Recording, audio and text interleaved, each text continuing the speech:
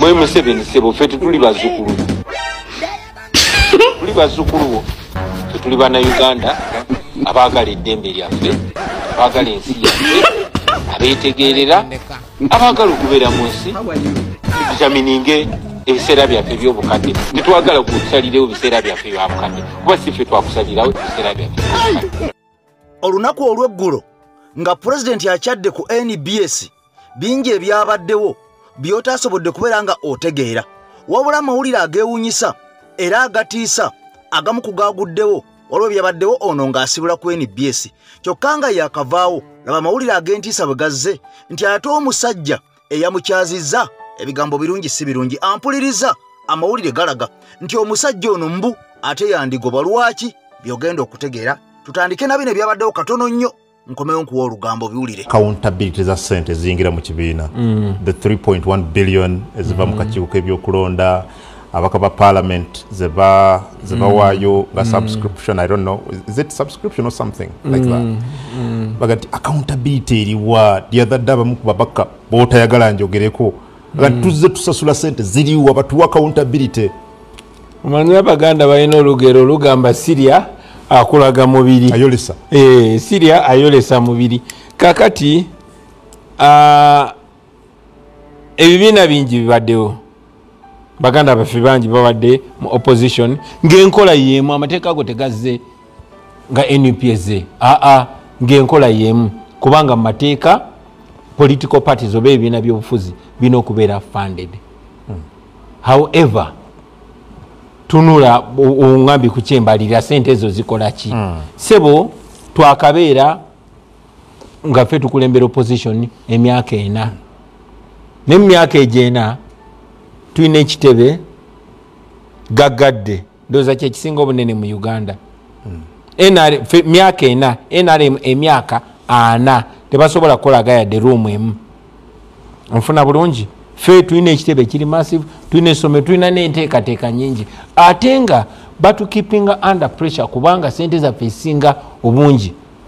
zigenda mu kulabirira bantu baffe abalwadde okulabirira family zaabo bebatemudde abo bali mu makomera n'ebirala bingi nnyo era tuli basanyufu nnyo eri bannaffe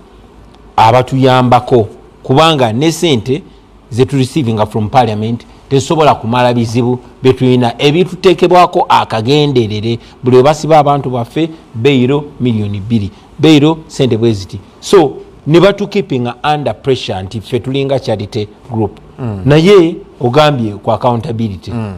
tubaddeyo emyaka 4 banaffe abamu 2 abamu ameka naye ate NRM myaka 4 ffe kikyo kyetulaga bo balaga ki angazi buze ekibuuzo ekirala gundi okay. Well bwe wali wakalonda honorable Mwanga Kivumi nga deputy president wo specifically wamuwa omulimu oba eddimu ly'okuwongera okunyweza enkolagana y'ekibiina ne kingdom ya Buganda wali otegeeza ki and how do you want him to do it in that case? mbuuza ki nali njagala akikola atya okusookera ddala nze ni Muganda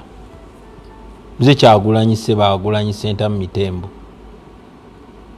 ndi muzzukulu wa Kayiira ffe tukongojja Kabaka mumulengera bulengezi ffe tumukwatako nenyumiriza mu culture yange naye ate nkulembera ekibiina eky'abaana Uganda ekirimu abateeso Bakiga Banyankole Banubbi Bakyoli bonna era twenkanankana ffenna naye nnyine waffe gyenva ne tulina deputy president buli region ya Uganda nga mwe muli ne Buganda twesanga nti gye buvudde twalina bannaffe kiringa bobeera ng'oyogereza omuwala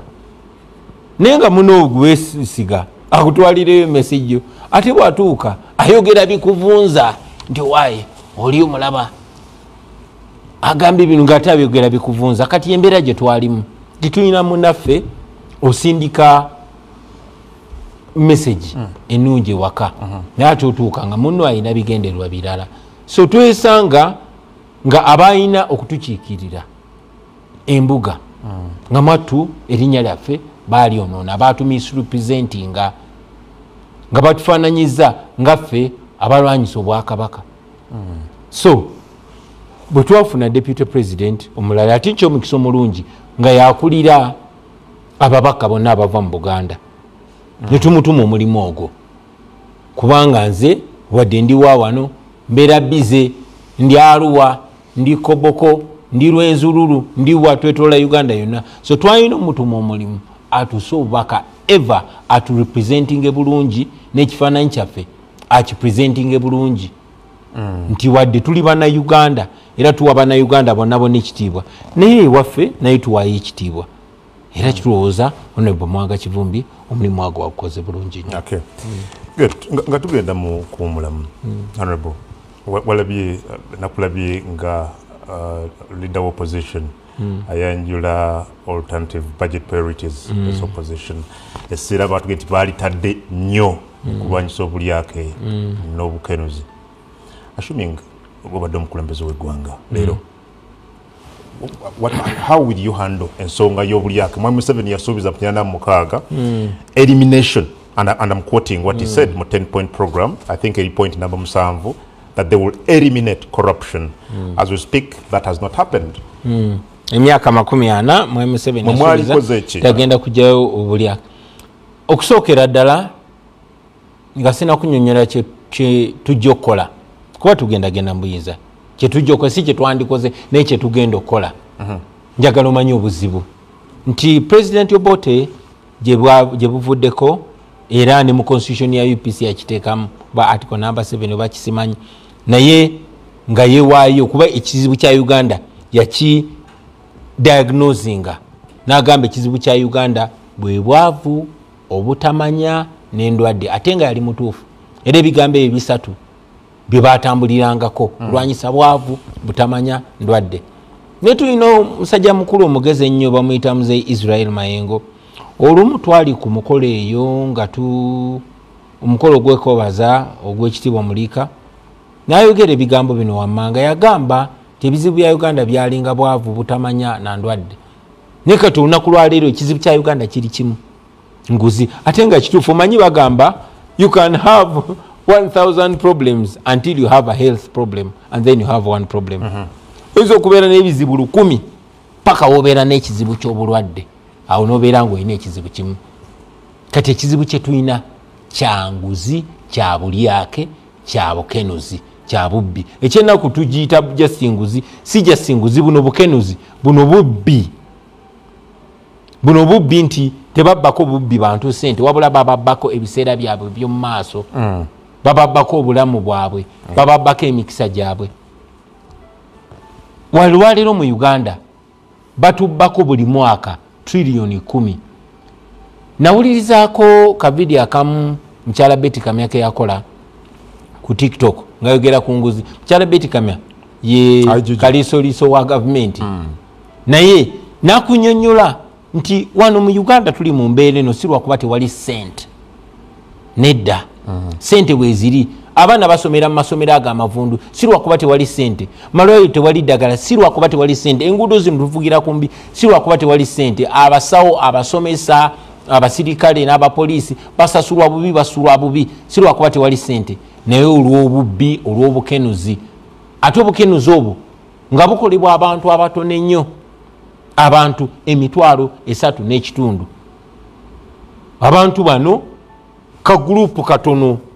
aketolodde Mwami Museveni kekawamba ensi yaffe bana abalala abatawera na 3.5 be bakozesebwa memuli abo abakadeyideyi memuli aboogezi memuli ababakubira omudomo etc. So oluvannyuma lw'okulaga ekizibu kye tulina njagala okwanukula ekibuuzo kyo nti tuteeseteese kukola tutya. Okusookera ddala nze kama kwogera nga nze nkulembera eggwanga lino abali b'enguzi oba ababbi baba bagenda kwekaabira kuba basigenda kuttira muntu ku liiso kabeere nga muyinako oluganda basigenda kuttira muntu ku liiso era bwe tujjawo enguzi essente ezo ezibbibwa tuba tugenda zissa mu bintu bino wammanga. Okusooka tuba tugenda kukyusa obulamu bw'abakozi kubanga twabagamba era tukyakimiriddeko nti twagala tutumbule tusitule emisaala egy'abasirikale abapoliisi n'ab'omu prisons baservicemen and women at least atandikirwako omusaala gwina kuba gwakakadde. Twagala tuongeze emisaala gy'abasawo. Tuli mu mbeera eno kuba abasawo baffe tebasasulwa. Omusawo agamba asigenda genda kuzaalisa kangende nsooke ngende nsiga ebijanjaalo byange kubanga wali esente zijja kujja oluvannyuma lwa myezi 4-5. Twagala abasawo baffe basasulwe bulungi, abasomesa baffe basasulwe bulungi. Ezo sente bwe ziri. Ekyokubiri twagala okutereeza amakubo gaffe. Obunkenke bwasuse ku NBS TV olunaku olw'eggulo ng'akulira TV eno yennyini yeeyaniriza President Kyagulanyi Ssentamu ng'atuuka. Jjukira nti bano baadde bamaze ebbanga nga tebamukyaza kumpi myaka 4. Kaakati omusajja ono gw'olaba amanyiddwa nga Adam Kungu eyabadde mu ntebe okukyaza President. Kaakati ebigambo bize si birungi ebiwe, naye waliwo ebigambo bye njagala okusooka okuwaako katono nnyo. Omusajja ono gw'olaba ye Deputy Spokesperson owa NUP amanyiddwa nga Waiswa Mufumbiro, era omusajja ono azze akyala emirundi n'emirundi ku Sanyuka TV, era ng'omusajja amukyaza yamanyiddwa nga Adam Kungu. Waliwo ebigambo bye yayogera, ebigambo ebyali eby'ennaku ennyo, era ng'ebigambo bino byalimu n'okutugumbula n'okutta President Kyagulanyi Ssentamu. Kaakati ebigambo bino oba oliawo njagadde mbijje emabega mbikuteere wano tugatte emboozi ya jjo n'ey'olwaleero ogenda kwewuunya Kyagulanyi. Kyokka nga ne mu bigambo ebyabadde biwandiikiddwa oba ebibuuzo ebyabadde biwandiikiddwa ku lupapula okubuuzibwa Pulezidenti nga Adam Kungu amubuuza kyabaweddeko. Kaakati bano babadde balina akakodyo ak'amaanyi ennyo okukyaza Pulezidenti, si lwakuba nti baagala, wabula wabaddewo ensonga bbiri. Esooka nga TV eno abantu baagikyawa, ekyokubiri nga baagala okusulirako mpuuga n'ekisinde kye ekya DA, kubanga bano bwe bakyazza Pulezidenti babadde bamuteze akakodyo aveeyo avumirire ayogere nnyo ku kisinde kino eky'abampuuga ekya DA. Pulezidenti kye yagaanidde ddala n'agaana n'agamba ebyo sijja kubikoonako, ebyandeese wano birala nnyo. Kaakati nno ebigambo bino byaleetedde omusajja ono abuuza ebitukula Makayi byazaalira ku nsiko. Kansooke nkuze mu bigambo by'omusajja ono katono nnyo nkomewo tugatte emboozi eno oli ebigambo. Lwaki njagala nnyo Kyagulanyi n'obulamu bwange bwonna? Bwe namubuuza ebintu byange bye nali mubuuza okulaba bye tugenda mu yaŋŋamba Waiswa nze kuba nze ne baŋŋamba mu 2018 baŋŋamba ebyokutemula Kyagulanyi. Baŋŋamba nga baŋŋamba bali mu high levels of security, ne baŋŋamba tajja kumalako. Saalinda ne musanga ne mwana waya nkufunye twali moloka aba ne mwana ABC ku Parliamentary Avenue 2018 I think April 20 something. Nkutire bagamba ku olwo ne banga we will not allow him on the ballot. We will not allow him on the what?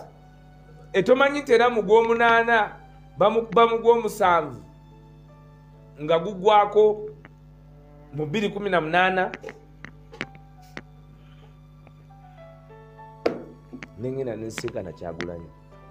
Yali ajja ku Parliamentary Avenue agenda kulaba Don Sheriff, yali n'omuvubuka bamuyita Dennis Tumuhaire tumuleka ku Magic Parking nentula mu V8 eyo yennyini ey'omwaluwa nemugaa nti no bosi ebiriwo bimanyi nti ebanga yajja kunyiga tojja kubasumbuwa. Nanga Waiswa kabanyige naye njagala bagenda okunyiga nga bannayuganda nga mwe bawaiswa mwenna mufuuse bakyagulanyi. Ngambo nayagala kunfula Bobi Wine ono musaado naenda kunfula Bobi Wine. Kakati nno buli kyolaba oba kyowulidde mu bigambo ebyo kyali mu pulaani era nga kiteeketeeke. Kakati era waliwo olukwe olupya, wuliriza nnyo ebigambo bino ampuliriza, era ng'olukwe luno lulimu ne bapastors ab'enjawulo. Mwenna mujjukira era mumanyi bulungi nnyo omusajja amanyidwa nga Niyonzimana Bujingo. Ono nga y'omu ku basajja abasinze okwavuwaza bannayuganda n'okuwuddiisa n'okulimbalimba endiga ezo. Kakati era ng'ono y'omu ku basinga okuvumirira struggle n'enkyukakyuka ey'abannayuganda n'okubeera nga baginafuya. Kakati nno omusajja ono Pastor Male jjukira nti ye musajja gwe twasigaza yekka omu ku bapastors mu Uganda eyasigala ng'alaba amazima era yasigala ng'ayogera ku nsonga nga bw'olaba munnaddiini amanyiddwa nga Sheikh Burhan Kiti Muhsin ayogera ensonga eziruma abantu bannansi naddala abo abanyigirizibwa. Kati okuzzaayo ku nsonga eri ey'omusajja eyakyaziza pulezidenti Kyagulanyi Ssentamu amanyiddwa nga Adamu Kungu, kaakati nno amawulire galaga era ne ku nkya ya leero waliwo akatambi akafulumye nga kalinga ka lusaazi kano nga kalaga nti ono yatidde nnyo era amasannyalaze agamwami Kyagulanyi gamuyiseemu nnyo n'ebibuuzo bye yabadde alina okubuuza mbu ebimu tiyasobodde kubeera nga abibuuza wadde ng'ono yabadde abiwandiise ku lupapula naye yabadde amuddamu oba mu ansalinga ansa zaabadde endala nnyo okusinziira ku ezo ze babadde basuubira. Njjukira nti bano eno pulojekiti ya Mwami Museveni yennyini ewedde emirimu eya NBS era nga balwana nnyo okulaba nga bateeka Mwami Kyagulanyi wansi. Kaakati bano babadde bamuteze akakodyo oba kayite akalipo ke yabuuse akajje no Museveni okubeera ng'ono babadde bagezaako okumuleeta agezeeko okupromotinga DA oba Democratic Alliance eyampuuga. Wabula kino nga bakikola mu reverse psychology. Abasajja bano babadde balwana nnyo okulaba nga balina okumuvuga agezeeko okuvumirira mpuuga, agezeeko okuvumirira ekisinde ekya Democratic Alliance, agezeeko okubeera nga bamukwasa obusungu abeereko ebigambo byayogera ebyagaanye. Era ono yafundikidde avudde ne ku TV nga n'essawa ze bamuwadde oba puroguramu nga yina bana kubeera nga etuuka okubeera nga eggwako. Kansoke nkulaga katambi kano katono nnyo ak'omusajja ono akalaga nti yabadde atidde era ne banne bagezezaako kumulumba olunaku olwaleero. Kakati ng'ono yandibanga agobwa essaawa yonna kubanga munnamawulire talina kutya muntu yenna kasaba ng'amukyazizza. Kakati wano ate nkuzeeyo katono nnyo ku musajja eyayogera ku mpuuga ampuliriza ebigambo genda biwulira. Kankole bwe nti nkomewo nkulaga omusajja nga abuuzibwa ebigambo ku makyenkya ya leero lwaki yatidde. Ekyokubiri nkuze wa Pastor Male atubuulira ensonga ku basajja bano obunnanfuusi bwe balina. Ate oluvannyuma tuddeyo wampuuga nga bwe yakatuddemu bwe yavedde nga mukwano wange ampuliriza ebigambo byamwononekedde dda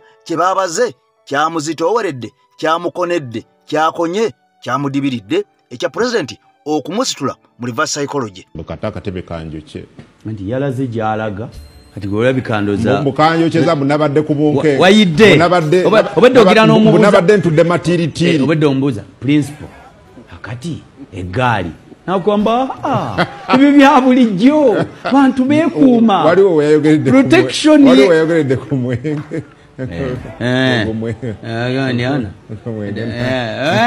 nabagamba nga bugingo yakatandika ti bugingo alinga mmese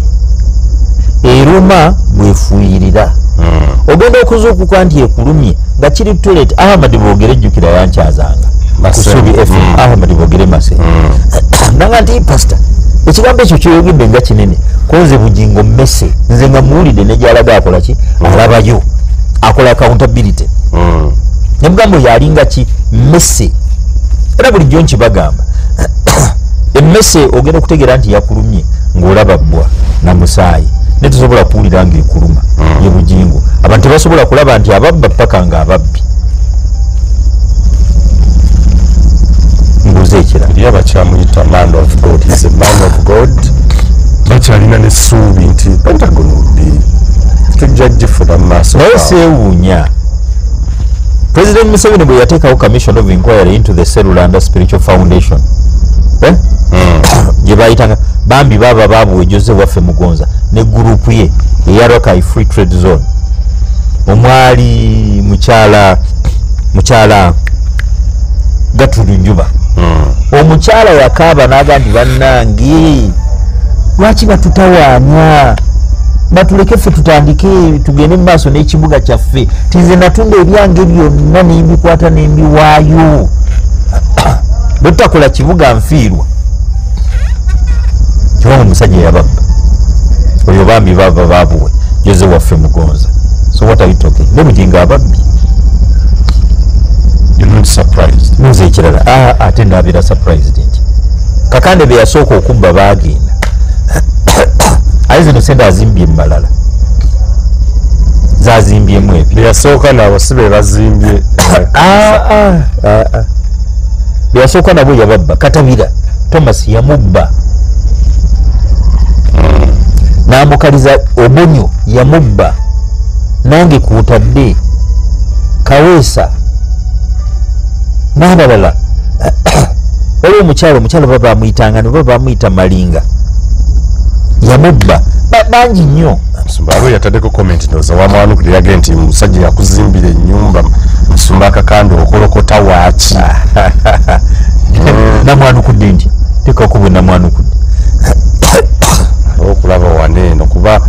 kakati nno ogw'okuli ogwasula wammese mu kita gwaviriddeko Mpuuga okulaba ng'asigalira ddala nga omusajja wattu annyikiddwa mu ttosi erikyasinza okuba ekkambwe nga bwe nkunnyonnyodde nti mu reverse psychology pulezidenti baamuleese naye ng'omulamu ogwabadde omukulu kugezaako okusiiga nziro n'okuvumirira Mpuuga ku TV kuno era ebibuuzo mwabiwulidde naye nga mwami Kyagulanyi agamba eyo sijja kgendayo ekyandeese kirala nnyo kaakati bano babuliddwako okulya n'okkomba essowaani babadde bategese ng'olugyawo pulezidenti Kyagulanyi Ssentamu baleeterawo Mpuuga ku bigambo biri bye nkugambye mwami Kyagulanyi byabadde alina okubeera ng'ayogera ng'avumirira DA n'okuvumirira Mpuuga olwo bakomyewo Mpuuga agezeeko okubeera ng'amuddamu n'okubeera nga bamutunda wabula ekyaganidde ddala puroguramu mwajjabe yonna temwabadde mulinnya Mpuuga era onogendo kakana nga basembye natyo kakati jjukira nti Mpuuga ono yasooka okuvayo ng'avuma mwami Kyagulanyi ng'agamba yali munyu wa njaga yali munyu wa mwenge yabeeranga mu bidongo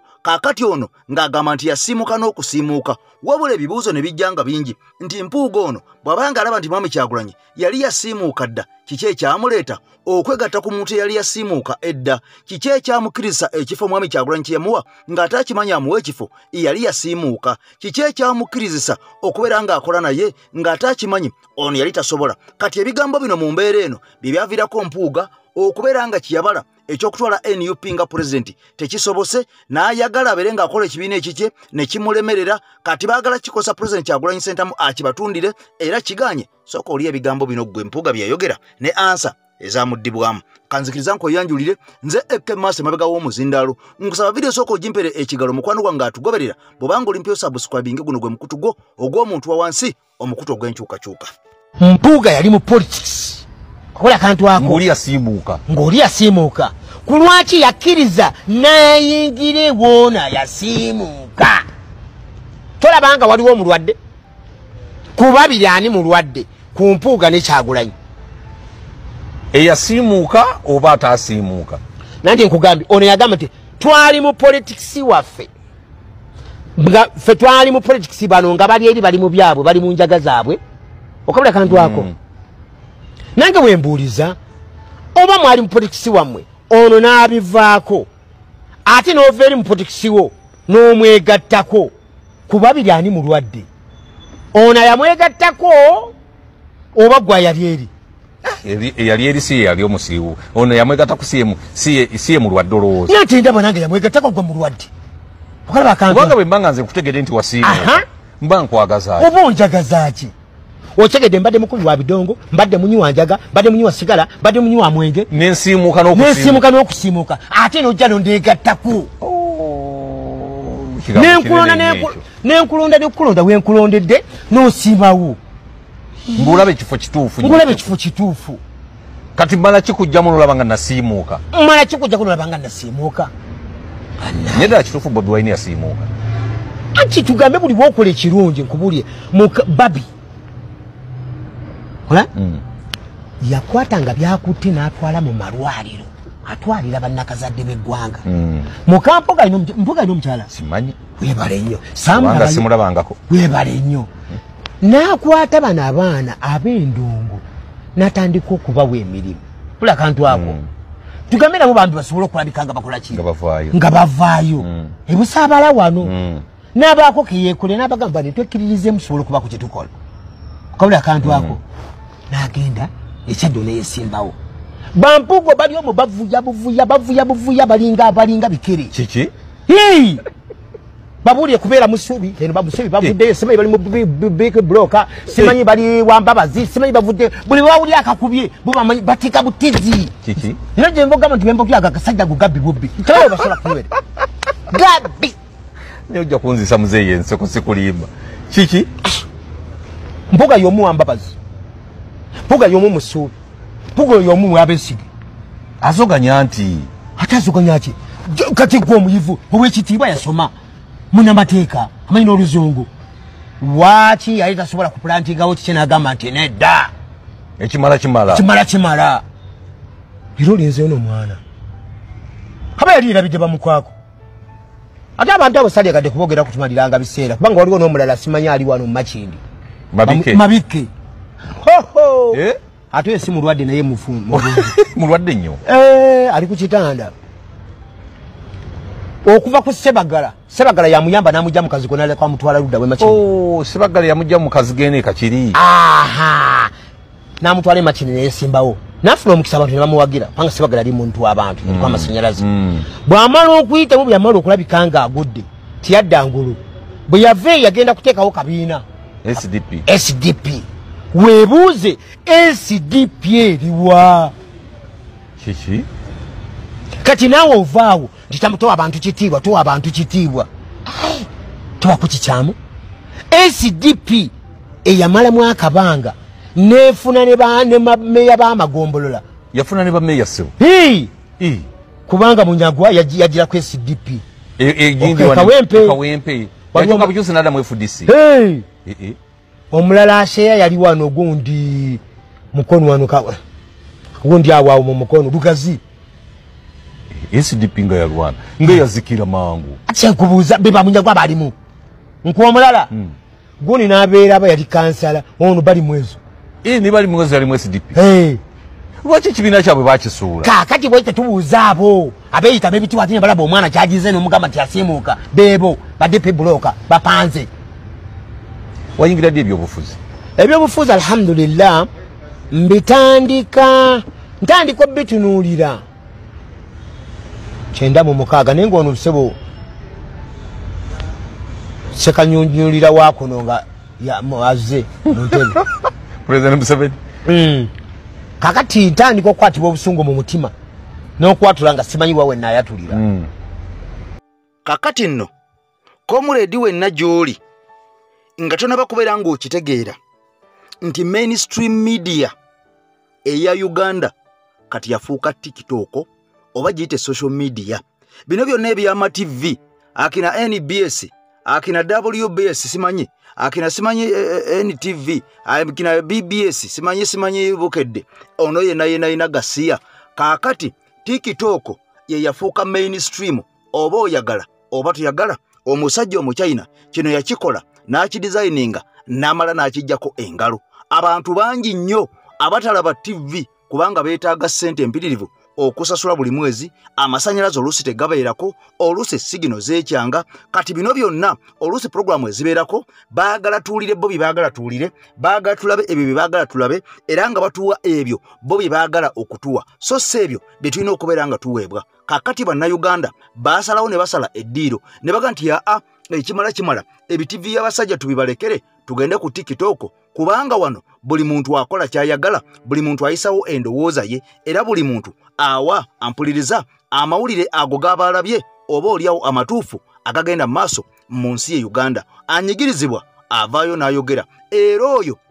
ayogera ku bikyamu ebyo ebigenda maaso mu ggwanga naddala ebyo ebiruma abantu kati gye buvuddeko mwalabi omusajja mufuti wa Uganda mubajje yavuddeyo n'ayogera ebigambo bye yayogedde ng'abyogera ku TikTok ono ng'alumiriza mbu byalabako ebisinga mbu byakwepiica kwokka talina kirala kyalabako ky'amaanyi era mbu ono ayagala TikTok eggalwewo kakati nno abaana bamutaddeko ekiyinja abaana balinye kwekiserereeta abaana bamutaddeko omuliro ono alifa akirojja kubanga mu byamugambiddwa bingi byesobola kubeera nga njogera nga nze kubanga ndaba nga nze mu bigambo byange oba mu kitiibwa kyange oba mu professional yange sikkirizibwa kwogera bigambo ng'ebyo bingi bye baavumya omusajja ono nga kitegeeza nti abantu bano buli ebigenda mu maaso mu Uganda oba mu nsi oba ku bannayuganda babiraba wabula ebimu ne basalawo busazi kubiigino walinga ne bagaana okubyogerako wadde nga bye bisaanidde okubeera nga byogerwako kaakati nno omusajja ono mubajje yamaze okubeera nga akigwako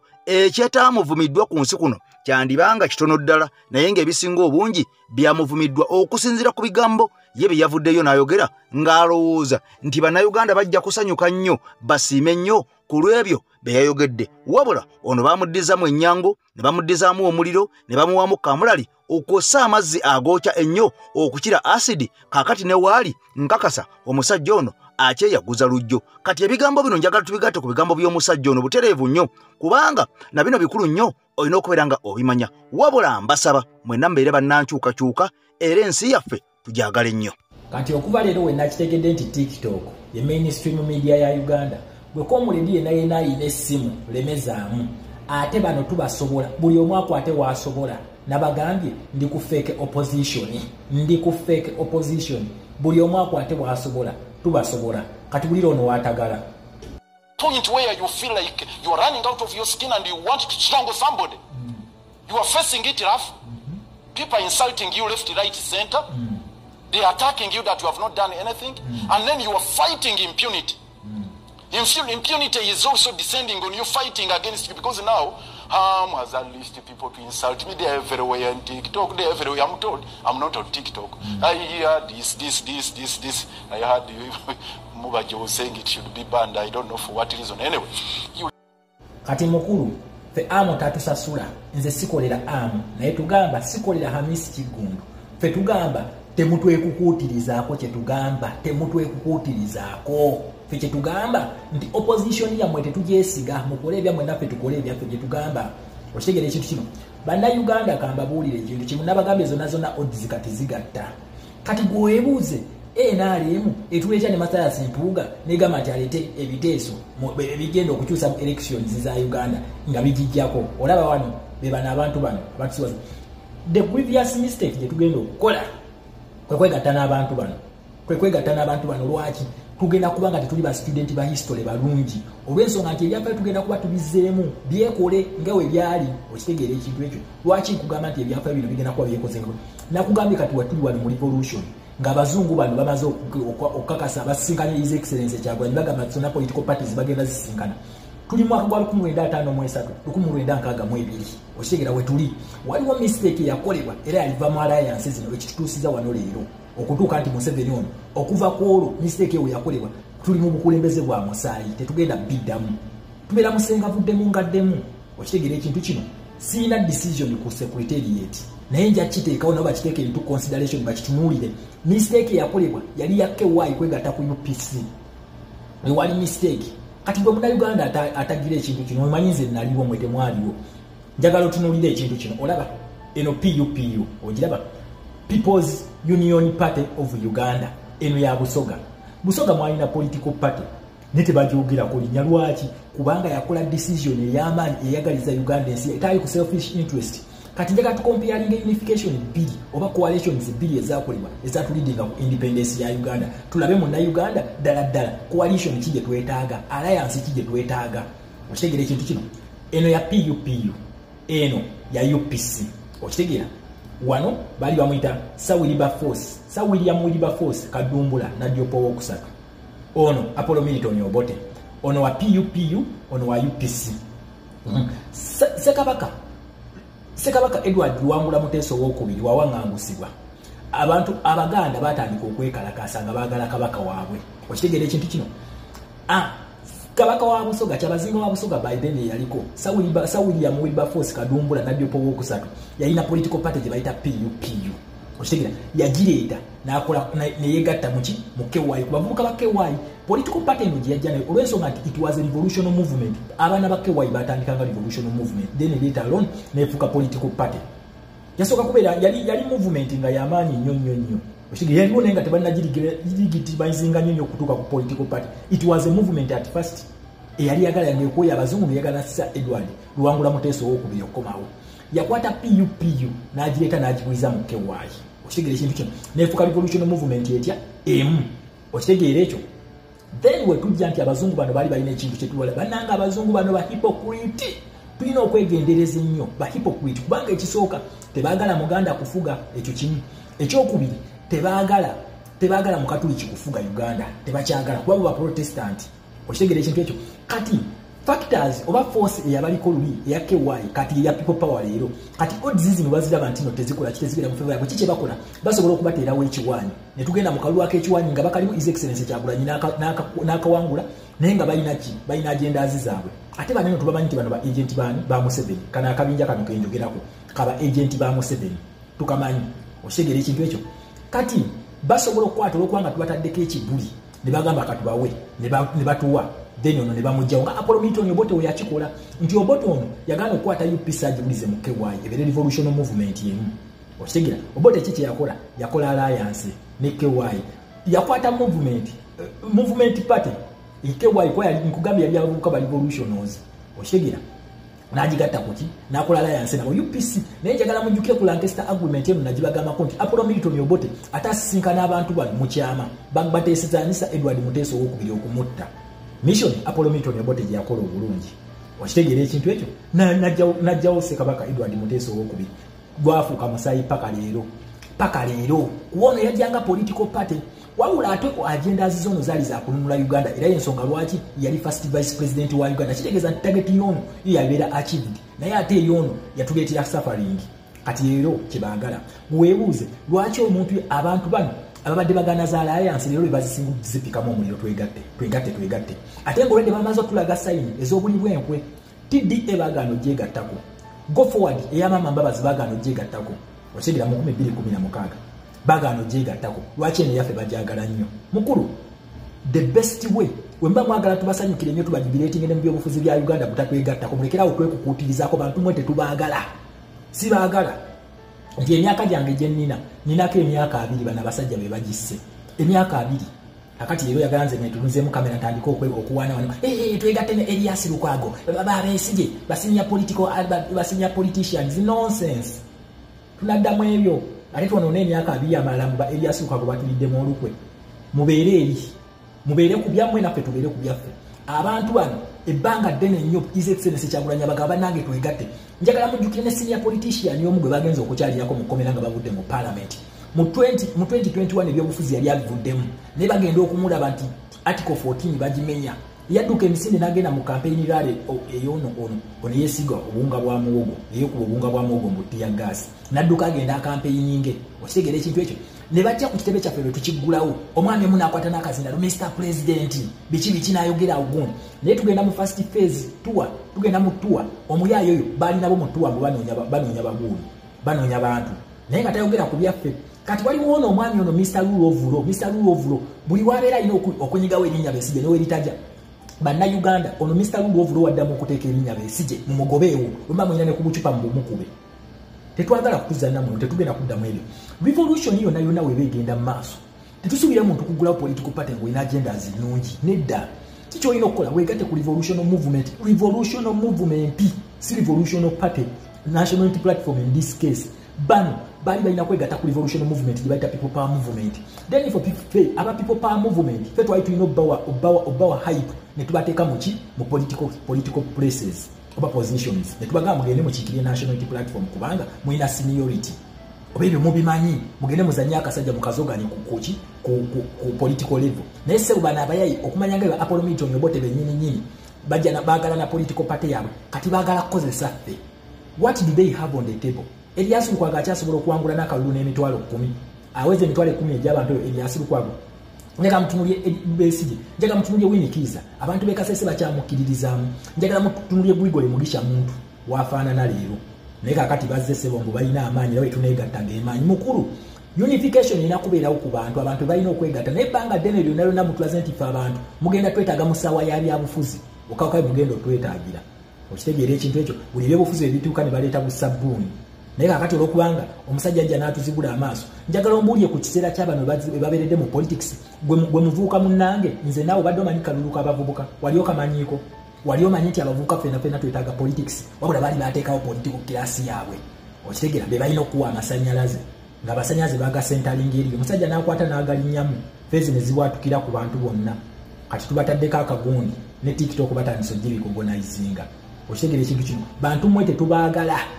nze sibaagala bantu mmwe mwantama era buli wembalaba nga muntu esembereza mpulirira ddala ogunugu nga gunzita okitegera ekintu kino omuntu sirwaze emyaka 2 naye nakati temunnapowa mwagala tuukiriza bigendererwa bya musajja buli wakwata akazindalo dokita Kiza Besigye n'akola bwati dokita Besigye ne bamukola bwati tukoze tuti okoze eki generation yaffe tekyali yakunnyonnyola byokoze generation yaffe yakutulaga byokoze tuyiribane Museveni tumugamba talina kyatukoledde ate yagezaako tunnyonnyola zi PDM kati nawe byozza okutugira we are fighting impunity ngwengani gwagambye olina amaanyi agasobola okulwanyisa impunity mu Uganda badde nga bwolina kuŋŋanya bannayuganda ffenna tujje tulwanyisa impunity kati ojja otugira temutubuulira nammwe bigundi byammwe temutubuulira the best way kirabo kye mugenda okutuwa distance yourself from us